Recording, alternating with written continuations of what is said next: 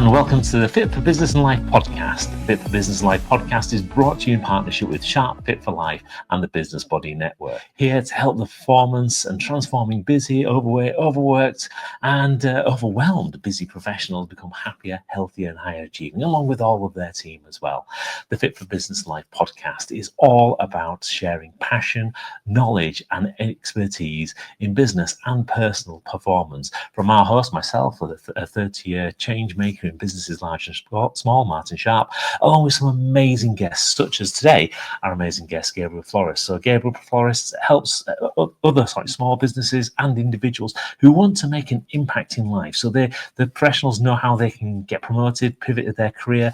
SMEs know how to grow and shape impact, and investors can grow SMEs, social impact, and scale their businesses as well. The other thing as well that Gabe is an absolute excellent runner. So hello, Gabe. Hi there. How are you doing, buddy? Good. Great to be here with you. Absolutely. So I think anybody who's been listening to the podcast over the last year probably will remember I've probably referred to you so many times with regards to my running journey and how instrumental you have been in that. So first of all, a big thank you from me, from the bottom of my heart. You really have made a difference. And that's what you're all about. You're all about making an impact, right? 100%. 100%. One of the most fulfilling things for me is being able to see people on their journey and help them see what they can do to make a difference. And what I love about the way you've gone on your journey is it isn't just that you took the exercise on, but you found a way to use your whole journey to inspire the people that you work with. And that's a big part of what I'm about too. So this is one reason why I love working with you so much. Absolutely. And I mean, there's loads of techniques, and we'll probably jump into some of those techniques and strategies with everybody in a minute. But I remember we were chatting it was just after the last marathon, and we were talking about, doing this as a specific show. And you mentioned one thing that you hadn't mentioned to me before. And that was obviously, actually, do you want to tell people a little bit about your story? Because obviously when you came to the UK, you had quite a traumatic time, really. It's been a journey. So as you can tell from my accent, I'm originally from the United States, grew up in Texas, and then I came to London with work and was in business consulting for a while. And then I did what a lot of us do and set out on my own after about 10 years doing that. And interestingly, I had a house fire. That's kind of what was my wake-up call. And as a result, I woke up and my bed was on fire. And it made me think, well, what is my life really for? And I didn't feel like in my job I was making a difference the way I wanted to. So I went and started working with people in their business and their career and started doing that part, which I loved. But along that journey, it wasn't a straightforward path. And so many ups and downs, as many entrepreneurs will know. And at one point, I had a particular breakdown such that I ended up being homeless. And the reason that makes a connection to what we're talking about is because one of the most powerful things about taking on our life and our fitness is that sometimes when the world seems like we can't control it, there's something we can control. And in this example, it's like putting our shoes to get our feet inside those shoes and go out for a run. Something that we can control when everything else around us seems like it's out of our control. So that was something that helped me pull through that very difficult time. And, as time went on, I reconnected with friends and there's a whole story around that, which we can get into. I'm in fact, in a few weeks running a 24-hour race for a homeless charity in Southend-on-Sea because of that experience. So, happy to share more about that as we get to that point. But yeah, definitely. But I think it's the interesting part about actually how you use running as a way of actually, it's almost a self-support kind of mechanism, and using it as a way of saying, okay, this is one thing in my life I can take control of. This is one thing I can do for myself. And I think for many people, especially when you're in a very high-pressure job, a very stressed job, a job where maybe you're feeling that actually things are just moving out of control and you don't have any way of influencing what's happening or a limited amount of influence, then actually having at least one thing in your day that you can turn around and say, I did that is mine. That is so powerful. Yeah, and I think I remember there were moments when I was sleeping rough, and in those times, of course, I couldn't do anything. But there were segments where I was sleeping in a hostel. And so I used the chance to get those shoes on and go out for a run. And then even because it was a youth hostel, I started creating a miniature running club. And so every day, and it was a youth hostel, so people coming through all the time.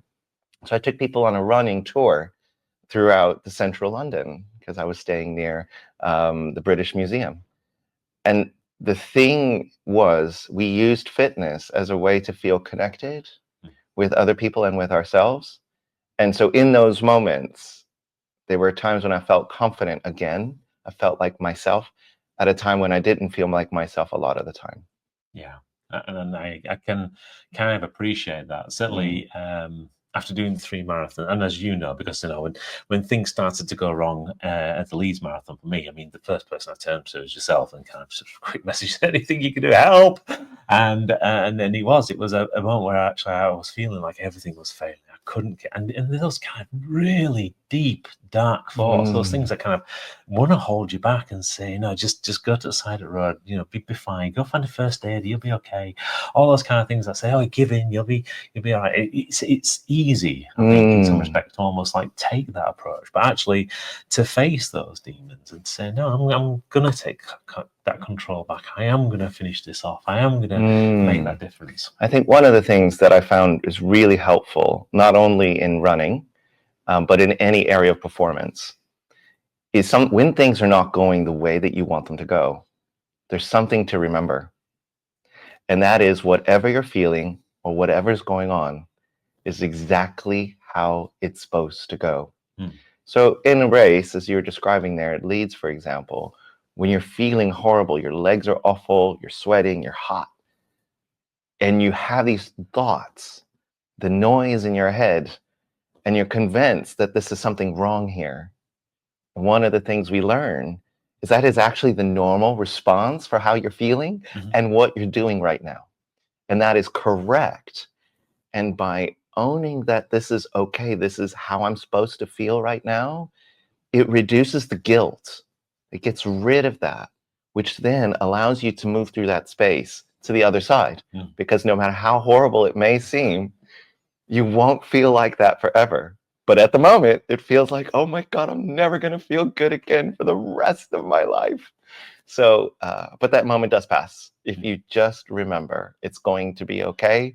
You're exactly where you need to be, doing exactly what you're doing, feeling the way you need to feel. And this is appropriate in anything we do, in our business, in our lives.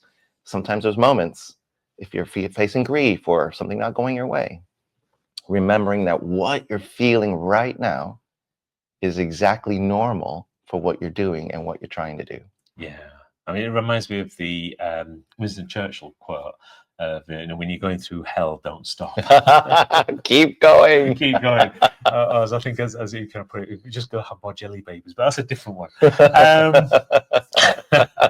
But it is so true. I mean, it is a perfectly normal response, is the fear response, and it is there specifically to keep us alive. Yeah, and it'll show up at any point in time. And then again, people that I've coached, certainly big execs and consultants and things, even getting them to realize that you could be in the safest space on the entire planet. You could be in your home doing a conference call, and that fear response can still kick in. And 100%. I've got them to watch their watch, etc., and see their beats per minute effectively on the heart rate change. They can go from a nice steady 60, 70 beats, this is a normal day, to 120, 130, 140, literally in the click of a finger, just because something has triggered that kind of response. So it's not just a case of you do this while you're running, or do this while you're homeless. This can actually kick in at any stage. 100%. And I think one of the things that a lot of people don't realize when they're at a different stage of development than the person they admire is they think that when I get to place X, that it's going to be fine. I would have conquered whatever that demon, as you referred to it, is.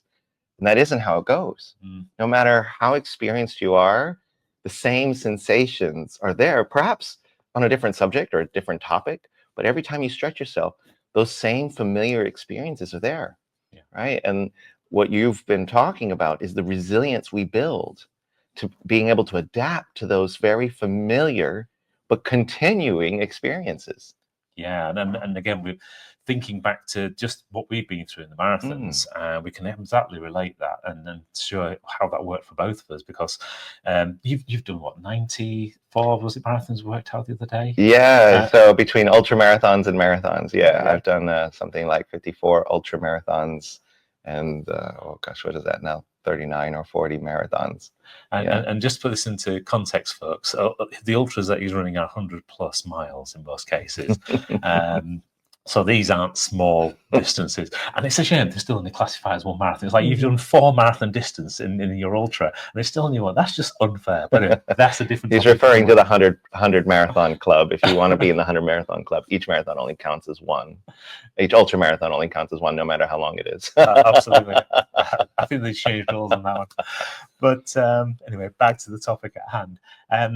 When you obviously no one knows this, but you went and did the Thames Path literally the day before we did the Milton Keynes Marathon. So that's 100 miles from Richmond to Oxford, and we were lucky to be able to pick you up in Oxford and then bring you to Milton Keynes, Sarah and I. And again, you were exhausted when you were there, absolutely, but you pulled it back together. You went out the next day, but you went through that same process. That first half of the Milton Keynes Marathon, you were strong, you were feeling it, etc. But that second half, I could see the same demons coming up, and it's like when you sent me the message in Leeds, and you said, because I said to you, just remember this isn't a marathon. Because you were saying, "Oh, I've never run marathons like this. I'm dreadful. I'm never this slow and all this." And I was like, "No, this isn't a marathon. This is an ultra. You're just adding 26 more miles onto your 100 here, buddy." And it's kind of when you kind of understood that, it was like, "Oh yeah," and then it was fine. We could have a bit more banter. And you said exactly the same thing to me, effectively, when I was going up the Chevy. It was like, just remember, Martin, this is the third marathon. This isn't your first, okay? So your body's going to be fatigued. I was thinking, yeah, touche, I got it. But it's the same. It's the same set of feelings. It's the same kind of response that's kind of happening at that point in time. So even though you've done like 90-odd marathons, so many of them being ultras, etc., and really, you are well versed in this. This is not unknown territory. I mean, in January, your training alone, I think you did like 1,000 kilometers in training. So it's not like you're just running small numbers these days. These are big numbers, and you are putting your body under those kind of stresses. But even you, with all that experience, can still feel those same feelings. Yeah, and I think, one of the most profound experiences was when I did the Spartathlon, which is 153 miles from Athens to Sparta, right? And boy, that's a crazy race. You think I was delirious at the end of 100 miles. You should have seen me during the 153 miles. I mean, I was so delirious that I was having conversations that people later reported. My crew said, "Well, you didn't say anything." Right? And that was a really interesting experience because I mentioned the homelessness. The first time I would qualify for Spartathlon was right at the time that I was going homeless. And so I was on the British team, but I couldn't go because I couldn't afford it. And then a few years later, I'm there finishing the Spartathlon, finding myself crossing the finish line, right, which really closed that chapter, if you will, of my life, right? So it was a really profound experience to cross that finish line after 35 hours of running. But like you're saying, each one of these races, what makes them interesting, what makes marathoning interesting, what makes whatever we do with our business and our work, what makes it interesting is there's no surety, right, about the outcome, right? The outcome's not a given, but the outcome's possible. And it all comes down to our ability to adapt to the moment we're in. You're never running a 100-mile race. You're never running a marathon. You're never running a 10K. You're only ever running the K you're in, or to the next checkpoint or aid point or whatever the next moment is, to the next tree, right? You're only ever doing the bit you're doing right now, and then you're doing the next bit. So if you keep your head on what you're doing right now, that helps you stay resilient and avoid the opportunity of extrapolating. Well, if I feel this bad now, what am I going to feel like in a week, in a month, in a year, when we're doing our work, right? Or in a race, what am I going to feel like 5 miles from now, 10 miles from now, right? So it's this mindset of always just being where you are while you're now in this moment, checking in with your body, checking in with your mind, checking in with your situation and your environment, and adapting in that way. Yeah. And this nicely brings us back into that almost like that exec, that consultant, that busy professional kind of viewpoint, because it's so easy to slip into it. And it's that dial between anxiety and depression, really, isn't it? Yeah. Because it's so easy to be in the moment and have all those worries. How's this going to work? How's this going to plan out? This, that. Where you're almost taught in business to look for the risks, in trying to plan out the risks. So therefore, you're exasperating that part of your brain because you're focusing purely on it. And your brain loves risks. It's like the ultimate health and safety officer in your head. So you give it the opportunity to go out and find risks, it's going to find them for 100%. And at the same time, that kind of does it, but it creates this series of worries and anxiety because you're never living in the present, in the moment of things that's happening. And likewise, if you're kind of kicking yourself because you didn't see something, because you haven't predicted it, you can't live in the past and the shoulda, woulda, coulda. Yes. Everyone then gets depressed because they're constantly thinking about what they should have and they couldn't, but you can't change. You can't change that. And then in a race situation, you're finding yourself, sometimes you get lost in a race, right? So sometimes you're running in a race, and it's, especially trail races, they can vary paths, and maybe the sign was removed from some teenager who thought it was a prank, right? And so you start getting lost, and then you have to trace back on yourself. That's an example. It happens in our business. It happens in our lives, right? Where we're on a path, and then we take a detour that we didn't realize we were on. And it's that resilience of being in the moment, knowing that, yes, before a race, you do all your preparation best you can. Before you go to a meeting, you do all the preparation best you can. You get your ducks in a row. And in the meeting or in the event or in the race, things don't go to plan. And that's fine, right? All you need to do is, this is what's happening now. And you have to convince yourself that this is part of the race. Some bonus miles, maybe. Bonus miles. Right, but it's part of the game. It's part of the race, and it's part of what you're going to be thrilled about when you make it to the finish line, because you'll know what you overcame to get to that finish line, whatever that finish line looks like for you. And coming back to the Centurion Thames Valley Path 100-mile for you, when I was chatting to some of the other guys that had come in just before you, they were saying they'd clocked 104, 105 miles, and the officials said it was 102 miles. Right. So the probability is you had some bonus miles in there. Yeah, there's bonus miles. Yeah, they say, well, whatever it is officially, that's a trail race, so it's always, you're zigzagging a lot more than you think. Yeah. But it's interesting, that kind of difference between the bonus miles and kind of, just accepting and just taking what's going on there, and the idea of getting into flow. Because I think one of the things I found, certainly during the training side of it, is sometimes you do just get into that space where everything's just running really nicely, and you look at your watch, it's like 5k, great, I've got another 10 in front of me. You look at the watch again, it's like 2k to go. It's like, what happened? I seem to have lost 8k in my life. And you never think you'd ever get to that kind of position, because it does feel like everything's just going so well. Yeah, and one of the things that you will have done, especially in your races when you had those experiences, is notice that you set yourself up for success. You have the habits of fueling. You have the habits of drinking your water, and what you were doing in the race, you set your timer, because like anything, we need to fuel ourselves to keep going. Even if we're running a business, we need to take our rest. We need to do our exercise. We need to do the admin we need to do so that everything keeps running smoothly, right? And when that's what you were doing, it's like, okay, every 10 minutes or 15 minutes or 30 minutes, I'm going to take my gel, I'm going to eat my jelly babies, whatever it is, right? And you weren't relying only on your mind. You set some external reminder, and then you took in the fuel. When the alarm came up, then you set it again. So it allowed you to be present, allowed you to focus on where you were trying to go. And that's really key to staying in that zone that you were describing. Because what can happen is, if you're in the zone, you stop doing the things that you need to do because you feel in the flow. And what inevitably happens, blood sugar is going to drop, you're going to get thirsty, and now you're dealing with the impact of things you didn't notice were going on because you were too busy focusing on the thing that had you be in flow. So that's one of the other things that you did that kept you successful throughout those moments of being in the zone. Well, I think that's it. I mean, if you've got a good support network of people, you create the systems and processes. I mean, this is good business practice 101, right? Yeah, that's right. That's what we're supposed to do. And test it beforehand. And that's what we did. I mean, between yourself and Dr. Alka and Claire and Mike, etc., We did work really well as a team to be able to then work out which bits worked for me, which bits didn't work for me, and then kind of modify them accordingly. And we had bits that didn't work. Yeah, we got this. And, that's the only way you find out, though, right?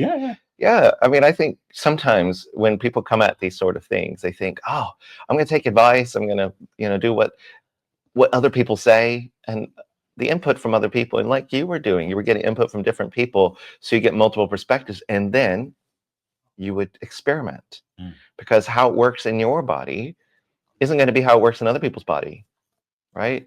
And it's the same thing. What works for you isn't necessarily going to be the same thing. It's really important when we get advice in, that we get advice from people we trust. We get mentorship from people who've been there before, so they can share the experience. But the thing to listen for is the experience they're bringing and the mindset they're bringing. But the tips and tricks are useful to try, and you might need to vary that up based on what's working for you personally. So that's a really important thing that you did well, is you took all those inputs, you tried things out, and then you came to a conclusion of what works for your body and your circumstance. Yeah, and what works for a marathon might not work for an ultra. And again, it's a different sport. We're going to try that one next year. So that's a different thing. You heard this here, folks. Right? So yeah, we're going to try that one and work out how we change that. So it might be rice puddings and Parmesan cheese. You never know. My staple for ultramarathon. For those who didn't know what he was referring to, rice pudding and Parmesan cheese are my usual staple for ultramarathons. Yeah, and again, this is the tip for everyone. I didn't know this, but the reason why you use Parmesan cheese is that you mentioned was because it is hard.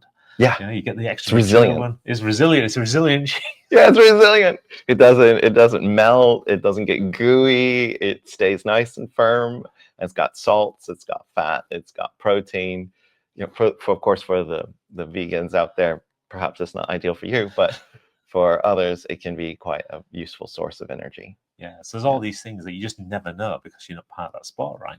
But actually trying these things out and slowly learning out how it works. So again, going through the marathon kind of protocol, we went with the idea of gels, with the idea of we worked out actually after we did the trial one in February, that actually I was missing something. So we weren't taking enough calories in. That was the first one. So we needed to up it from 40 grams of carbs per hour to 80 grams of carbs. And then the other thing we've noticed was that we had a little bit of a slump in the energy profile.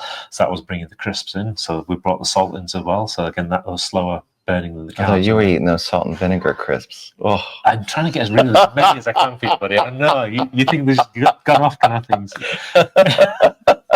Go on, tell everybody about that.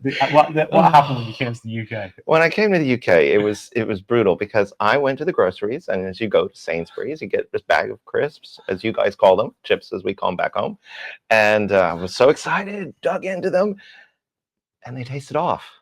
And I went to the cashier, and she said, "What's wrong?" I'm like, "These are spoiled chips." She looked at it, she smelled it, she says, "There's nothing wrong with it." I'm like, "Can't you smell they're off?" She turned the bag around and pointed to the label where it said salt and vinegar. Apparently that's normal for you lot. Oh my gosh, it was brutal. And I look like a fool, but it's a great tale at the end of the day. And each and every marathon I'm going to do, I can remember that tale, and be thankful that I'm getting rid of another bag for you.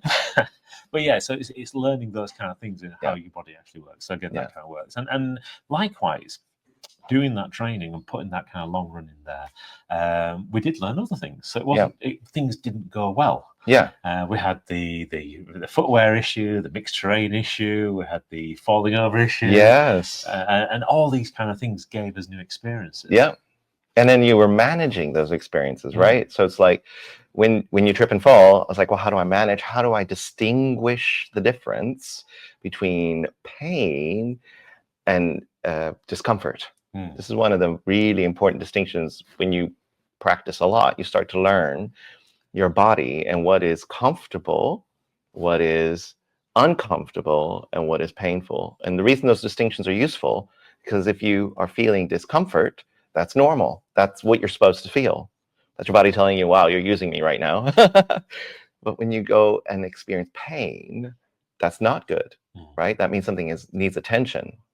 And so when something happens, it's testing and try to validating, okay, what am I doing here? How do I move? How do I is this a pain, or is this a discomfort that I can then move through? And funny enough, you felt uncomfortable for a while. You were hobbling and trying to work out how to move, and through movement and continuously adapting your gait and adjusting your weight, and then finally allowing the muscles to settle in, you actually left the race without the knee problem at the end. Yeah. Right? I mean, you had a sore sin or whatever from falling on it, right? But your knee was fine, which you were concerned at the beginning. It's like, oh my God, my knee, right? How am I going to do this? Yeah. And so that was the navigation. And it's a bit like that in our work, in our business, right? How do you distinguish something? Well, this isn't going to plan, but that's a learning. So we're failing forward, right? Versus something going wrong, and we need to intervene. We need to stop the action here and move in a different direction entirely. Exactly. Yeah. And I think this is an interesting kind of parallel when we think about one of the biggest problems, which is around kind of stress and burnout for, busy professionals and consultants, etc. And this can materialize in so many different ways. But when you're kind of in the melee of doing everything, you've kind of got to be really conscious about, those kind of things creeping up on you, because it's not always a great big ta-da, you're stressed kind of moment. it is a case of, I hate the analogy because it's never true, but boiling the frog kind of analogy. It's looking out for those little telltale signs. Yeah. When was the last time you had a break? When was the last time you spent time with loved ones? When was the last time you spent time with friends? Yeah. When was the last time you laughed? In some cases, for some people, because these are the pain points. Yeah. Effectively, the difference between discomfort and pain that people have in their lives, but for many reasons they don't recognize that.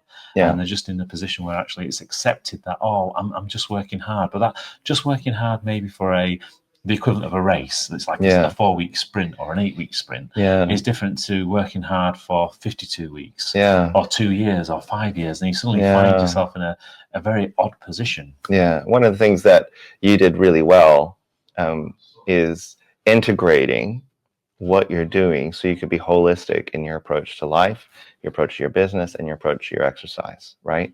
Everything was integrated, right? If you're going for a run, maybe you do that with your son, or, you engaged your wife and being out there, and now she's out there running. I don't know if we can announce that on the podcast, but she's out there running, right? And it's really inspiring.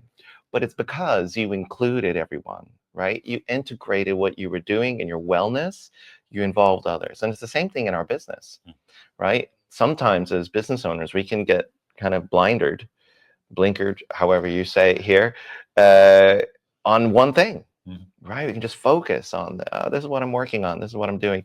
And you may not include everyone and integrate what you're doing with everyone around you.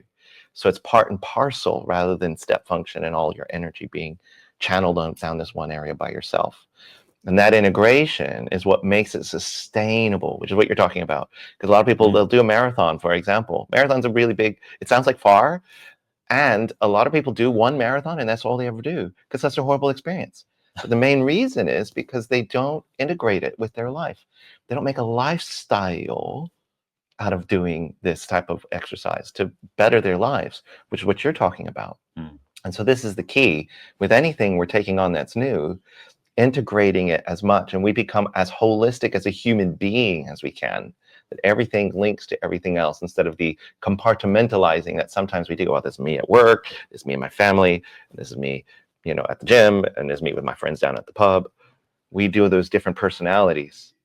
And then the impact is, as you described, what happens is work gets real busy. So then these other things just disappear because they're overtaken by work, so to speak. But when everything's integrated, as you're talking about, how can you include people and engage them in the different aspects of what you're doing, connect things together?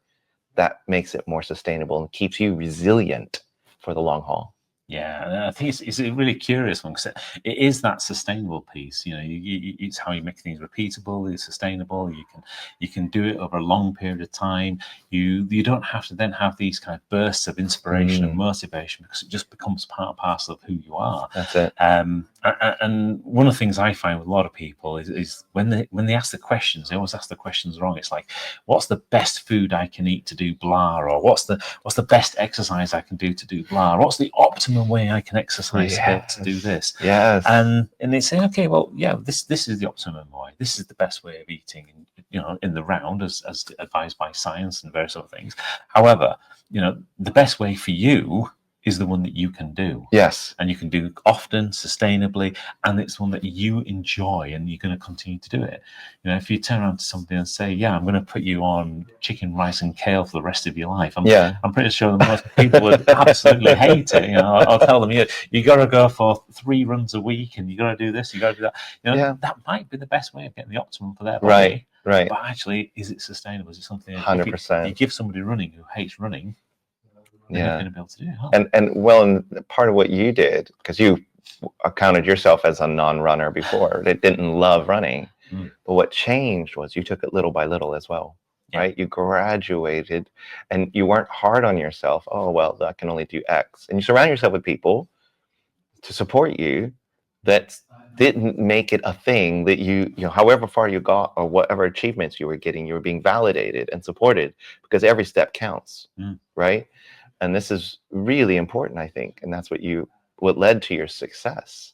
And it's the same thing with anything we're taking on. Surrounding ourselves with people who every step counts, every movement forward counts. Even the ones that we're like, oh, I should be better. And we tell ourselves stuff like this. Oh, I've achieved this. I've accomplished that. Therefore, how could I have this breakdown or whatever it is that's going on, or this thing not going the way I want it to? How can it be? Right? It's surrounding ourselves with people who see that possibility in us. Exactly. And I think this is the same. We've both had those kind of experiences. And that's why I think as getting that community of people around you, those kind of supporters that are there for you, is so important. And it's an aspect that I don't think is ever taught really well when it comes down to it's like an educational piece to say, what's the kind of people you need to surround yourself with. I mean, you get all those cliche kind of comments coming out from the personal development world and things that say, you are the sum of the 5 people you spend the most time with. Gosh, heaven help us. It can border, if people misinterpret or misapply those mindsets, it can do more harm than good, let's say. So what's really important is to surround yourself with people that make you feel like you are who you want to be and bring out the best in you. That's the key. Rather than assessing, what kind of person are they? It's what do they bring out in you? That's even more important than the stature or how much income they have or whatever it is. It's about who they help you be. Exactly. Right? That's the most important thing. Yeah, and I think you're spot on there. And I'm always trying to make sure that I'm giving out to the world the things that I want to get back in as well. 100%. So if you're out there, you're wanting to help and love and be kind to everybody, so that actually they can achieve what they need to achieve. Yes. I think the fact is, that resonates, and actually you get back what you put out there, and it shows. That's the only way I've been able to do the things I've been able to do in life. Whether that is from a work perspective, a business perspective, whether it's been in a life perspective, it's all been around just having that same resonance with people. Yes. Yeah. 100%. 100%. Brilliant. So let's talk a few tactics, maybe. Okay. That's where we should. Yeah, sure. So obviously over the last year, I mean, it literally has been loads. We've talked about shoes, we've talked about clothing, we've talked about food and fuel, we've talked about methods and timings and trainings and body glide. Body glide is like the world's best thing ever. I'm telling you. Just got to make sure you put it everywhere that you require it. Yeah. And when Gabe says everywhere, he means everywhere. I was kind of thinking of just the places that kind of rub together, and that's where it all started from, right? I ended up having chafed nipples, and it was like, I followed the advice on the internet using tape. The tape didn't really work, so I kind of went to the next step of, okay, well, what else can we do? So I rang Gabe and he said, no, you need body glide. So we would get body glide, pops everywhere, and then found there's various other places that I learned that in my first 100-kilometer race in Biel, Switzerland. That's when I discovered, I knew the common places. I've been putting body glide based on, races and so on. But you learn sometimes the hard way. And there are parts that rub together that you don't consider rubbing together when you start doing longer events. Yeah. And you realize, ooh, I need to put it everywhere. I found 2 places because for me was running in London and this is my own mistake, because I've been running in like shirt sleeves for most of the running, because it'd been cooler, and then London was just ridiculously hot. Warm So that running day. with the branded vest and the shirt sleeve just wasn't a non-starter. So I just went with the vest only, and that meant that under the arms rubbed like crazy, especially along the seam of the running vest. So that was like the first of the two incidents. The other one, which really surprised me, because I didn't even know this was even a thing that you could even possibly rub. Yeah. It's kind of the horizontal bit of the cheeks of your ass, where it connects to the bottom part. You're like, what the hell is that? It's like, how can that even rub together? But it does, and it's freaking sore, and it hurts. 100%. 100%. So yeah, there's all those kind of things. It's like, okay, no for next time. Yes, sometimes we do learn things the hard way. It's ideal to learn things from the advice and support of others, and there will still be things that no one tells you. Yeah. You have to learn the hard way sometimes. But you won't forget. Definitely won't forget those two. I don't think the pain and the soreness will let me. Yeah. But then, yes, I mean, so the things about the running. I mean, one of the biggest bits of advice you gave was around, it's time on your legs, time on your feet. Yeah, I think one of the when I first started marathon running, it was back, I think, let's see, what are we on now? So maybe about 15 odd years ago, as I did my first marathon. And when I did my first one, I was using online tools to train, right? The online plans and stuff back then. You just Google them up and off you go. And one of the things that they tell you is that the long run is the most important run of a marathon trainee, is what they used to say. And so what did I read it and like? Oh, that means that if I just do the long run, I'll be fine. I found out that that's not how it works. The way it really works is the long run is useful for tiring your legs out, but what's most important is the cumulative miles per week.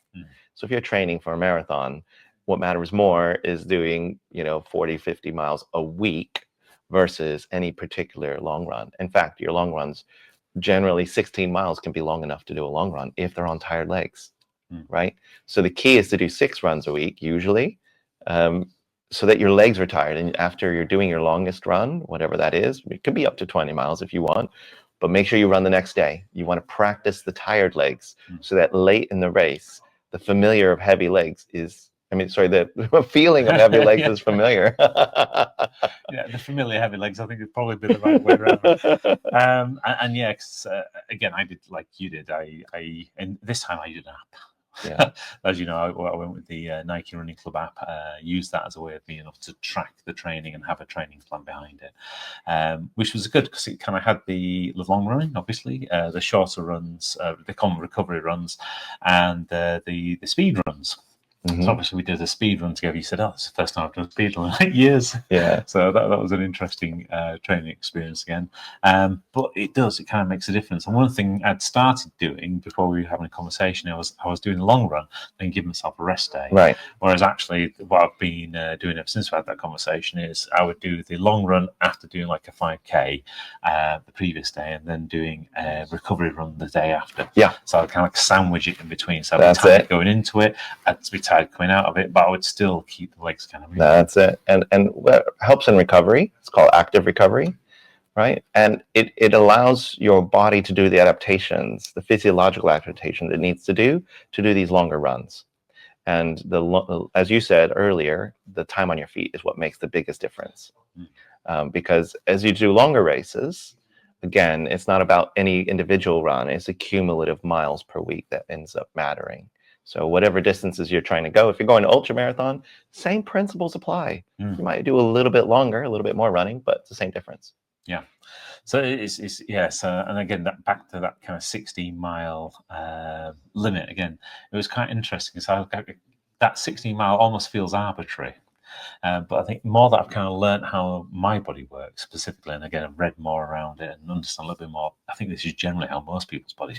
You've got that piece where your body contains about 2 hours 20 minutes worth of 2,000 calories roughly you can store, and depending on your running efficiency, people typically burn roughly 100 calories a mile or 70 calories per kilometer, right?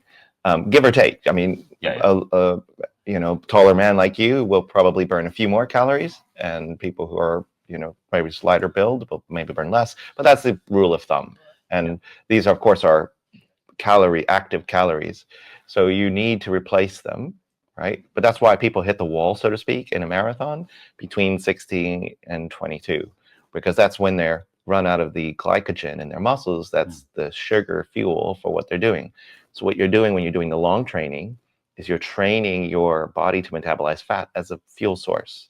So when you run a slower pace, you're using fuel as a higher percentage of the source of energy than sugar. So of course you back it up with more sugar, but then you're able to last through those really difficult miles later on. And so if you can stretch that out optimally, you don't really hit a wall in a marathon if you really pace it exactly based on your cardiovascular fitness and your fueling strategy. That's the idea behind it. Yeah.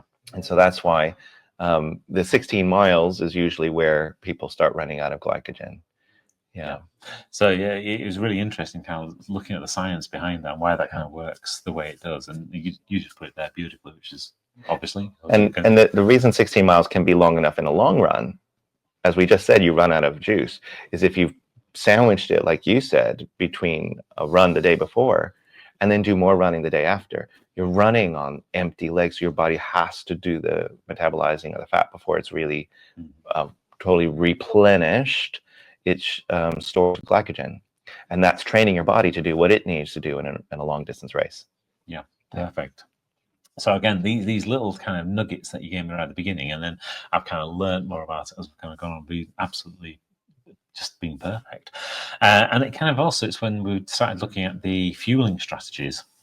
Using those long runs for working out the fueling strategy was kind of interesting because, again, one of the things I found out from Claire was around it takes 12 to 16 weeks to your gut to adapt. 100%. That's 100% right. And I think a lot of people, when they start doing long distance running, don't realize that you need to train your gut. Your gut needs to learn how to run and digest food whilst you're running, because of course typically what's happening is why we don't typically eat before we go running when we're running shorter distances, is all the blood goes out from your digestive system and is supplied to your legs. But if you're consuming food while you're running and you don't train your gut, it's not going to know what to do. It's not going to process that food. So you're not only not going to get it, you're going to feel awful. So that's why what your body digests easily varies depending on your body.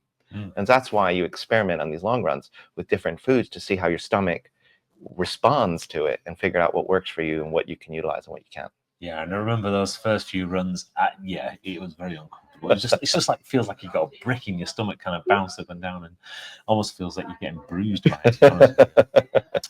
But yeah, so many amazing things. So yeah, I think that's a really good. Hopefully, you guys have got a few hints and tips as to how you might be able to improve your running and be able to hopefully maybe run your own marathon. And if not, maybe your marathon is doing something else. Maybe your marathon is how you work in your business, how you spend every day with your family, how you actually challenge yourself in your own life. So whatever it is that is your marathon, then these tips and trips will work directly for that as well. You just need to adapt them. It might be that you don't need the jelly babies. They're ideal only if you're doing the running, by the way. So a big thank you to all for taking the time out to listen to this and this episode of the Fit for Business Life podcast. As I said, Fit Business Life podcast is brought to you by Sharp Fit for Life and the Business Body Network, here to help busy professionals become even better, even happier, more healthier, more higher achieving than they ever have done, along with the team that they're working with as well. If you'd like to be a guest on the show and join us here, or even get in touch just to be able to talk a little bit further about what we've been talking about at the topic, then simply send us an email to hello@sharpfitforlife.com. So once again, thank you again for listening to the Fit Business Life podcast. Fit Business Life podcast is brought to you in partnership with Vax Limited. Copyright does apply.